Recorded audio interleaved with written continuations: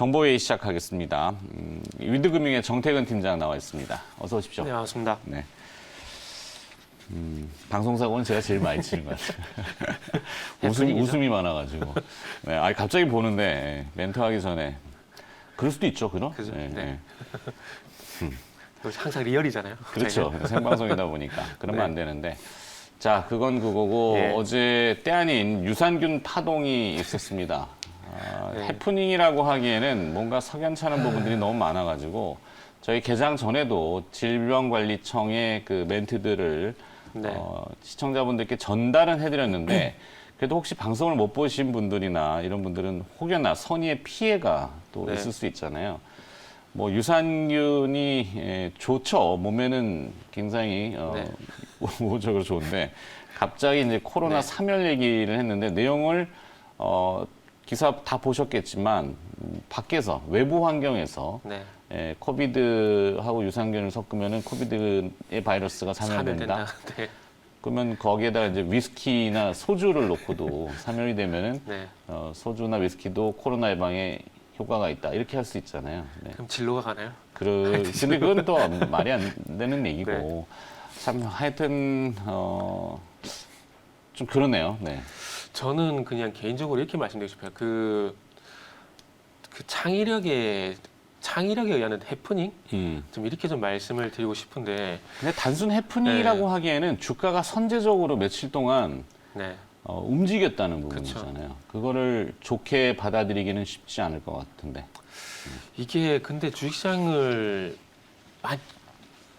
저만큼이나 많이 겪으셨잖아요. 근데 이런 네. 일들이 뭐 이번이 처음이 아니라 항상 있어 왔기 때문에. 비일비재한 네. 거는 있는데 누군가는 지금 떨고 있겠죠. 왜 떨는지는 본인만이 알 거고. 네.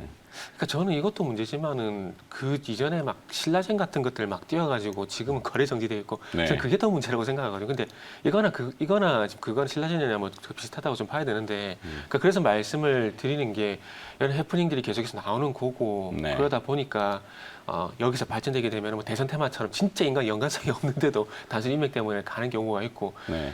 그래서 이렇게 계속 그 저도 무분별한 말씀드렸듯이 루머와 그 실체가 명확치 않은 소문과 네. 물론 저희도 이제 코너에는 뭐 풍문으로 들었어 소문 얘기도 네. 있지만 뭐 그거야 이제 참고하는 가십으로 또 네. 흘릴 수도 있는 내용이고 집중을 하시고 거기에 몰입을 하시면은 병폐가 이런 후유증이 그쵸. 있잖아요.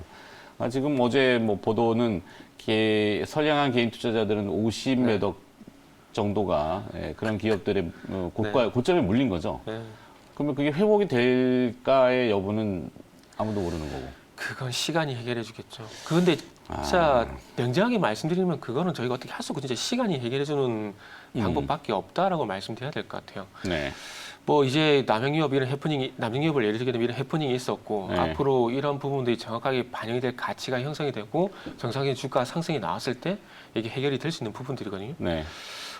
일단 그러니까 기업의 본질이나 네. 실적이나 이걸로 다시 증명을 해야 되는 네. 부분인데 저렇게 기업 이미지에 크게 손상을 받으면은 네. 쉽지는 않을 수도 있겠다 네. 생각입니다. 그렇죠. 그래서 항상 말씀드리는 게 예를 들면 코롱생명과학이라든지 뭐 메디톡스라든지 이런 기업들이 좀 신뢰 타격을 많이 받았지 않습니까? 그러다 보니까 주가 회복이 쉽지 않고 그리고 예전에 그 2014년 올라가게 되면은 백서 사태를 났고 그 내추럴엔도텍 이게 결국에 내추럴엔도텍이 승소를 했거든요. 대법원까지서 네. 승소했는데 이거는 뭐 승소한 건 아무도 관심이 없고 백서 사태로 해서 신뢰를 깎아먹은 거 그거 외에는 이 내추럴엔도텍이 남은 게 아무것도 없거든요. 그래서 네. 그만큼 잘 지적을 해주신 게 신뢰 문제가 그만큼 크다라는 거죠. 그래서 남양유업이나 빙그레 같은 기업들이 이런 일들로 인해서 자칫 실리는 타격을 기업 이미지에 대한 타격을 입게 된다라면은 직접 좋은 건 아닌 것 해당 같아요. 기업은 네. 남양유업이죠. 불가리스를 가지고 이야기를 했으니까 특정 제품이었어요 또. 네네. 근데 이제 유사하게 본인들이 원치 않은데도 묶여버린 기업들 그렇죠. 그런 기업들이 좀 전에 이제 뭐 메일유업 뭐 어느 기업이 좋다 나쁘다를 네. 얘기하는 건 아니고 네. 하여튼 그런 기업들은 좀 다시 그래서 적극적으로 제자리 좀 공시를 좀 됐으면 내야 될 것 같아요. 예를 들면 깨끗한 나라 같은 경우도 대선 테마 연관성이 없다 적극적 공시를 하고 있잖아요. 네. 그래서 최소한의 그런 노력이라도 좀 하는 부분들은 기업들 좀 보여줘야 되지 않을까 좀 생각이 들고요. 그렇죠. 적절히 네. 응대. 예. 그 연구 보고서나 이런 부분도 좀 투명하게 좀 공개를 해가지고 논란 좀 잠재우는 게 좀 좋을 것 같습니다. 그래서 이 얘기 나온 김에 그 코로나 얘기를 좀 해볼게요. 오늘 네. 시간을 거래해서 안 그래도 조금 간단하게만 언급을 하려고 좀 넘어가려고 그랬었는데 그 시간에 걸려서 신풍제약이 5.3% 그리고 신풍제약 우선주가 8.9% 급등이 좀 나왔거든요. 네. 피라맥스. 네네.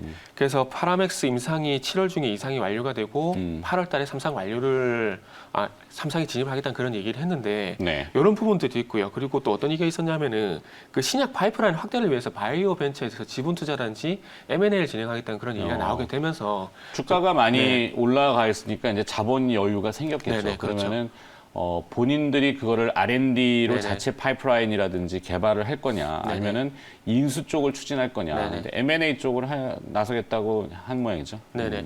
그래서 그런 이슈가 나오게 되면서 일단 요 자막이 나오는 이슈도 마찬가지로 호재가 됐고요. 그리고 네. M&A 이슈. 아시다시피 M&A 이슈는 항상 호재가 되지 않습니까? 그렇죠. 그래서 그런 두 가지 이유 때문에 일단은 그 상승이 나왔습니다.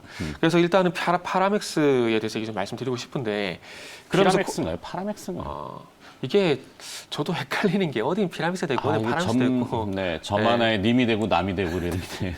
네. 그래서 그런 부분인데 그래서 지금 아시다시피 그 셀티lum만 레키로나주 이래가지고 뭐 치료가 나온 것처럼 돼 있는데 지금 대웅제약하고 정근당하고 녹십자 같은 경우는 이상에서 다 실패를 했어요. 네. 그러니까 이상에서 바이러스 소멸이 안 돼가지고 다 실패를 했는데 지금 이렇게 실패를 할 수밖에 없는 부분들을 어저께 또 연구 자료를 찾아보고 또 유튜브도 찾아보고 동영상 찾아보고 많이 했는데 저도 이게 한 10번 넘게 봐야지 이해가 되더라고요. 그래서 그 제가 본 내용 중에서 도움될 만한 부분만 좀 말씀드리겠습니다. 네. 그동안 그 코로나 바이러스를 얘기를 하게 되면서 소위 말하는 그 인체에 있는 S2 효소, 요 효소와 붙는 그 스파이크 단백질, 스파이크 프로테인 이 부분 얘기를 좀 많이 말씀드렸는데 네.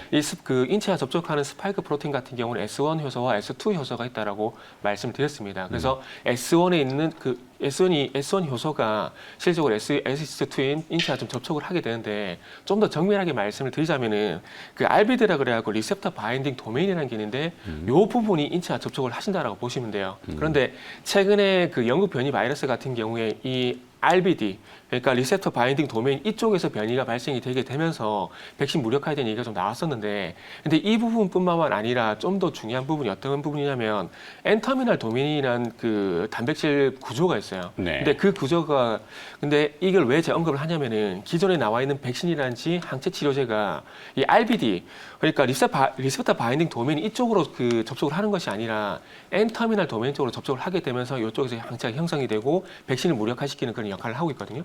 그런데 지금 최근에 아시겠지만은 올해 들어와서 남아공 변이, 뭐 영국 변이에 대한 얘기를 하고 있는데 지금 요 N터미널 도메인 이쪽에서 영국 변이 바이러스 같은 경우는 돌연 변이가 2개가 발생이 됐고 남아공 바이러스 같은 경우에는 5개 돌연 변이가 발생이 되게 되면서 백신 무력화에 대한 얘기가 나왔거든요. 네. 근데 이게 무슨 얘기냐면은 그러니까 예를 들면은 그 암호를 푼다고 좀 볼게요. 기존에 한 개를 풀 수 있는 암호가 완성이 됐는데 여기에 암호가 4개가 추가가 되게 되면서 이 문을 열지 못한다고 보시면 될 것 같아요. 네. 그러니까 지금 기존에 있는 그 백신이란지 항체 치료제 같은 경우에는 한 개의 문을 뚫을 수 있는 힘을 가지고 있는데 이 바이러스가 변이가 되게 되면서 문이 4개가 더 생겨가지고 이걸 뚫지 못하고 있다는 겁니다. 그러니까 지금 어찌 보면 엔터미널 도메인 이쪽에서 변이가 발생이 되게 되면서 기존에 나와 있는 기존에 임상을 진행했었던 대웅제약이란지 그리고 종근당, 녹십자 같은 회사들이 임상을 실패한 이유가 여기에 있다고 좀 보시면 될 것 같아요. 그래서 이 변이 바이러스 같은 게 돌연 변이가 계속 생기게 되면서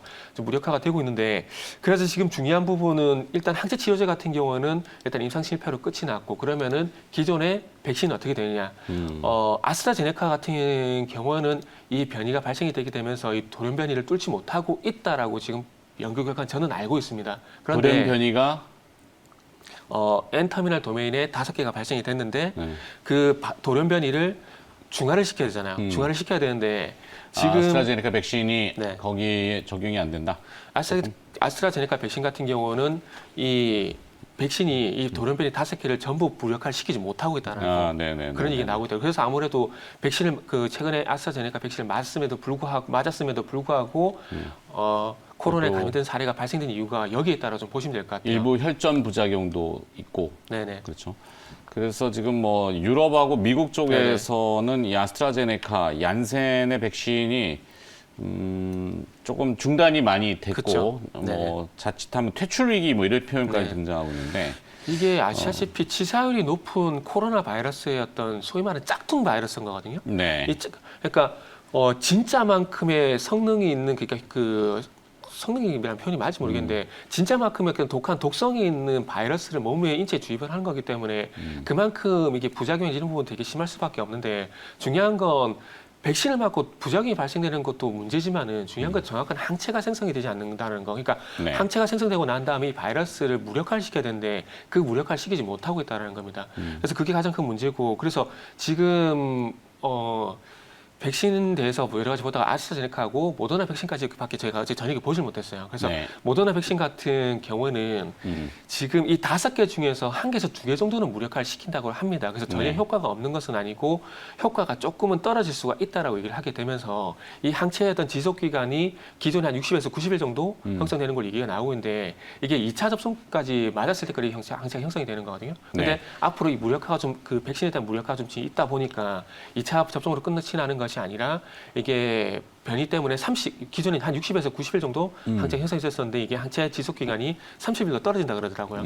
그래서 3차, 4차 계속해서 접종을 하게 되면서 이 백신을 계속 무력화하는 그런 작업을 해야 된다 그러더라고요. 그래서 어쨌든 중요한 부분은 이 엔터미널 도메인 이쪽에서 지금 돌연변이가 계속해서 발생이 되고 있는데 이 돌연변이가 발생되는 것만큼 이 백신도 계속해서 업그레이드를 시켜줘야 되는데 이 업그레이드가 계속 지속이 될 것인가 아마 이게 제가 봤을 때 관건이라 좀 생각이 들고요. 그래서 지금 신풍제약 같은 경우는 파라맥스 임상을 진행을 하고 있는데 이 엔터미널 도메인 쪽에 어떤 돌연변이가 발생된 거에 대해서 정확하게 항체 효과가 발생이 되는지 대한 부분들이 만약에 발생이 되게 된다라면은 7월 달에 임상 성공에 대한 얘기가 나올 거고 아니면은 아마 파라맥스도 기대를 하긴 조금 어렵지 않을까라는 말씀 좀 드려야 될 것 같아요. 피라맥스. 네. 네. 피라맥스, 파라맥스.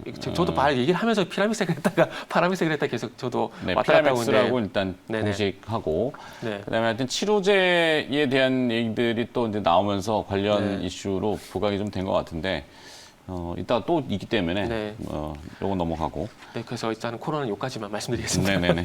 자, 시장 얘기들 좀 더 해주시죠. 정책 네. 관련된 이슈 이건 뭐죠? 다음 주에 이제 바이든 대통령의 네. 그 정상 화상 회의, 네네. 탄소 그린. 네. 용어도 저도 생각이 안 나네.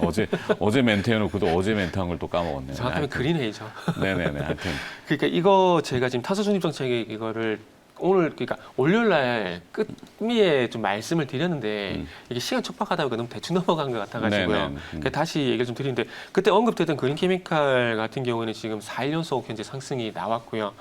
그래서 이 탄소 배출권 관련된 종목들을 언급드린 이유가 요게 혹시 CG가 준비됐으면은 좀 네. 화면을 같이 보면서 말씀 좀 좋을 것 같은데 일단 어쨌든 그린 케미칼을 좀 대장적으로 말씀드린 이유가 뭐냐면은 어쨌든 이산화탄소를 활용을 한 알킬렌 카보네이트 발음하기 상당히 힘든데 알킬렌 카보네이트 생산 기술을 보유를 하고 있습니다. 그러니까 이산화탄소를 배출하는 것이 아니라 이거를 활용을 해서 또 다른 어떤 에너지로 자원으로 좀 활용을 하는 거죠. 그리고 한솔업테크는 잘 아실 겁니다. 자회사인 한솔 뉴질랜드에서 탄소 배출권 사업을 진행을 하고 있고요. 그리고 후성 같은 경우에도 온실가스 감축 사업을 진행하고 있고 휴캠스 같은 경우는 잘 아시듯이 연간 160만 톤의 탄소 배출권을 보유를 하고 있는 상황이기 때문에 요 6종목을 봐야 되는데 일단은 어쨌든 저는 그린 케미칼과 한솔업테크를 대상으로 좀 말씀을 드렸습니다. 그래서 지금은 그 바이든의 그린 회의 이쪽으로 많이 좀 치우쳐서 그리고 탄소 배출권 가격 상승 이런 부분 좀 모멘텀이 되고 있는데 앞으로 경선이 진행되게 된다라면 그때 가서 다시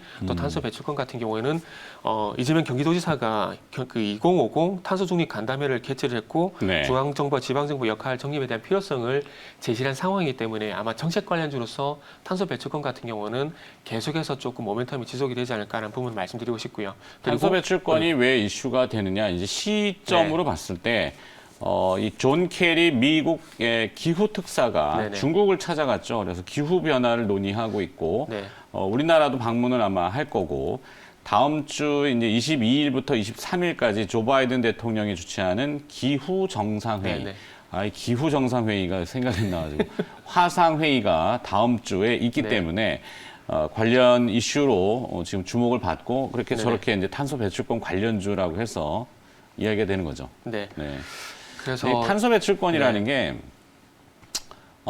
조림 사업. 네네. 그러니까 나무를 심으면은 그만큼 권리를 어드밴티지를 주죠. 네. 받고 그다음에 이제 주어진 양에서 줄이는 거. 네네. 그러면 또 이거를 이제 환급받고 네. 뭐 이런 식이죠. 네. 조금 모호한 걸 수도 있는데 이 탄소 배출권이라는 게 유럽에서는 거래가 됩니다. 네네. 네, 그래서 지금 최근에 제가 시세를 그리고 보지는 않았지만 테슬라 같은 경우에도 탄소 네. 배출권 거래가 돈 많이 그렇죠. 돈 수익성이 많이 났죠. 본 차를 팔아가지고 얻는 수익성보다 네. 탄소 배출권 팔아가지고 얻는 수익성이 더 그렇죠. 크다 이런 이슈도 있긴 네네. 있었어요. 네. 그래서 아마 앞으로 계속 이슈가 될 것 같습니다. 네. 그리고 또 이전에 그 월요일 날 잠시 언급을 드렸던 내용인데 그리고 e스포츠 관련해서 그거는 e스포츠. 또 다음에 기회가 되면은 또 정리를 좀 해드리려고 아직까지 e스포츠 관련해 가지고 이재명 정책으로는 부각은 안 되고 있거든요. 네. 근데 아마 이것도 2011년도 지금 그 성남화 쪽하고 이렇게 과거에 이재명 경기도지사가 했던 그 발자취를 보게 되면은 부각될 가능성이 좀 있을 것 같습니다. 네. e스포츠를 네. 이제 생소하게 네. 느끼시는 분도 있나 봐요. 근데 뭐 그런 디지털 예전에 게임 저희 세대는 이제 스타크래프트 이런 것들 네, 스타크래프트. 요새는 롤이라 그러더라고요. 워낙 롤, 예. 레전드한 유명한 게임이고 예. 하여튼 그런 것이 이제 아시안 게임의 정식 종목으로 네, 채택이 정식으로 된 채택이 건가요? 됐습니다. 그래서 그것 때문에 한번 언급을 하려고 했는데 이거 좀 시간이 되면 정리해서 말씀드린 게 지나가시 말씀드린 것보다는 정리해가지고 말씀드린 게 좀 좋을 것 같아가지고요. 알겠습니다. 네. 자, 시간의 특징주들 네네. 또 정리해 오신 게 있는 것 같은데 네. 이것도 볼까요?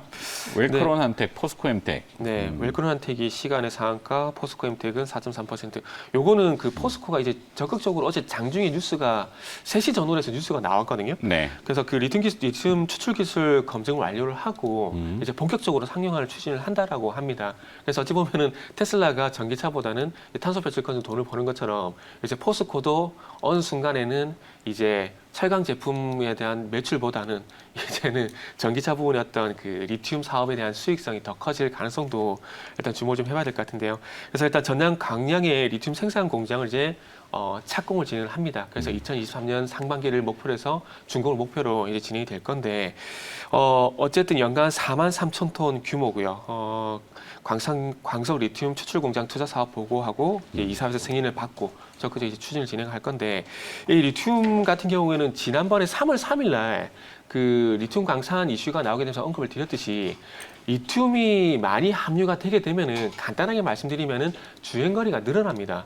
지금 아시다시피 한 번 충전에 몇 킬로 간다 이게 계속해서 전기차 이슈가 되고 있는 상황이거든요. 네. 근데 이 어쨌든 리튬을 많이 함유가 돼야 어쨌든 주행 거리가 늘어나기 때문에 이 리튬 을 어떻게 활용을 할 것인가 그리고 니켈 함유량이 또 올라가게 되면은 또 그 리튬에 대한 함유량이 또 마찬가지로 그러니까 니켈의 함유량이 올라가게 되면은 리튬을 그만큼 더 많이 품을 수가 있다고 합니다. 그래서 앞으로 니켈과 그리고 리튬에 대한 부분들 그러니까 전고체 배터리로 가기 전까지는 어쨌든 리튬과 니켈에 대해서는 계속 주목을 해봐야 된다는 말씀 좀 드리고 싶고요. 그래서 시간에 걸해서 그 웰크론 한택이 상한가에 들어갔는데 이 회사 같은 경우는 2016년부터 수산화 리튬 설비, 그러니까 양극재 추출 설비를 포스코 쪽에 현재 공급을 하고 있습니다. 지금 양극재 원료가 탄산 리튬이 있고요, 수산화 리튬이 있는데 지금 이 탄산 리튬하고 수산화 리튬 같은 경우는 그 주행 거리를 늘려준다고 말씀을 드렸는데 이게 좀 전기를 생성을 하고 그리고 충전하는 역할을 한다고 합니다. 그렇기 때문에 2차 전지에 상당히 좀 중요한 역할을 하다 보니까 양극재 관련 기업들 주가도 당연히 좋을 수밖에 없는 그런 현상이 좀 나타나고 있는데 어쨌든 이 리튬 이 부분에 앞으로 계속 주목을 좀 해봐야 될 것 같고요. 그리고 포스코 엠텍이 그 자회사 흡수를 통해서 그 희귀금속 등을 추출하고 그리고 생산한 도시광산 사업에 진출을 하게 되면서 저는 실질적으로 포스코 케미칼이 더 수혜라고 생각을 했는데 포스코 엠텍 쪽으로 시장에서 많이 주목을 좀 하는 것 같아요. 그래서 어떤 자회사냐면은 2012년 10월 달에 나인디지트 그리고 리쿠금속이라는 회사를 흡수 합병을 했습니다. 그래서 나인디지털 같은 경우에는 2000년도에 설립이 됐고 희귀금속 추출할 수 있는 독자 기술을 보유를 하고 있다고 합니다. 그래서 추출을 할 수 있는 그러니까 수산화 리튬 추출하는 독자적인 기술도 가지고 있고 이 추출할 수 있는 기술을 공유할 수 있는 국내 네트워크도 확보를 하고 있고 이 원료를 공급받을 수 있는 네트워크도 확보를 하게 되면서 상당히 좀 경쟁력이 있는 회사로 이게 나오고 있더라고요. 그리고 리코 금속 같은 경우에는 99년도에 설립이 됐고 희소금속을 함유한 폐자원을 수집을 하고요. 그래서 이 수집을 하고 난 다음에 1차 가공을 전문을 하고 있는 도시광산업체라 보시면 될 것 같아요. 그래서 원래 포스코엠텍이 도시광산 사업을 한 것이 아니라 리코금속이라는 회사를 인수를 하게 되면서 도시광산 사업에 대한 부분 사업 목적을 추가를 했고 이 부분 때문에 이 수산화 리튬 추출 사업에 대한 부분들 그리고 리튬 사업에 대해서 대장주로서 좀 부각이 된다라고 좀 보시면 될 것 같아요. 그래서 도시광산 사업 같은 경우에는 이 폐자원을 회수를 해서 선별하고 폐쇄라는 작업이라 좀 보시면 될 것 같아요. 그래서 리튬 산업 같은 경우도 도시광산 사업에 포함이 되기 때문에 아무래도 포스코엠텍이 좀 그렇게 된다고 좀 보시면 될 것 같고요. 그래서 이런 추출을 하고 난 이후에 생산 체제는 누가 하느냐? 포스코 캠텍이 한다고 보시면 될 것 같아요. 그래서 캠텍, 엠텍, 캠텍. 죄송합니다. 포스코 케미칼, 포스코 케미칼이 네. 생산 체제를 구축해서 만든다고 생산을 한다고 좀 보시면 될 것 같은데, 그래서 양극재 40만 톤, 음극재 26만 톤 이렇게 생산 체제를 구축할 수 있는데 이렇게 됐을 때 어떤 연결고리가 나오냐면은 전기차 100만 대를 생산할 수 있는 수준이 된다고 합니다. 그런데 이 100만 대 수준이 중요한 이유가 뭐냐면은 월요일에 제가 말씀을 드렸듯이 지금 미국 같은 경우에 그 전기차 완성차 대비해서 전기차 비중을 25%까지 올리기 위해서는 연간 300만 대 정도 전기차 생산을 해야 되거든요. 근데 지금 배터리 수준을 봐서는 200만 대가 맥시멈입니다. 100만 대가 부족한데 그 100만 대를 포스코라든지 우리나라 기업들이 가져갈 수 있는 이런 진짜 원천 기술이라든지 생산 기반을 마련해놨다는 측면에서 상당히 좀 긍정적으로 볼 수가 있을 것 같고 앞으로 미국의 전기차 시장이 확대가 되게 된다라면은 그 속에서 포스코 케미칼이라든지 우리나라 에코프로비움이라든지 LG화학이 주목받을 가능성이 상당히 높다라는 주목을 받을 수 있다라는 그런 연결고리를 만들 수가 있기 때문에 좀 주목을 해봐야 될 필요가 있지 않을까라는 말씀 좀 드릴 수 있을 것 같습니다. 네. 오늘 좀 말을 좀 많이 제가 더듬네요. 아니에요.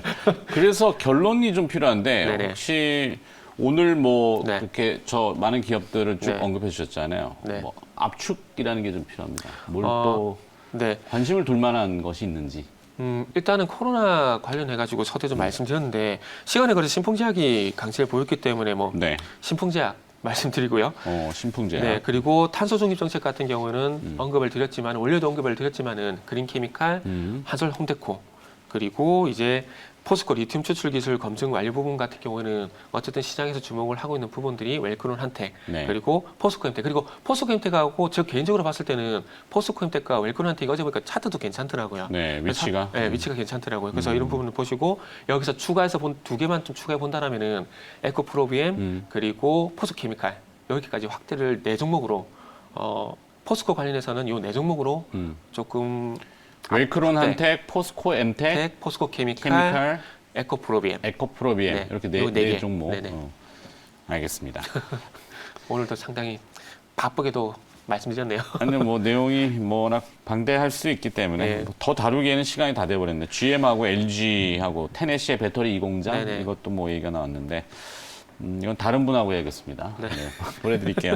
네. 730 정보회의였습니다. 위드금융 정태근 팀장이 수고해 주셨습니다. 고맙습니다. 네, 감사합니다.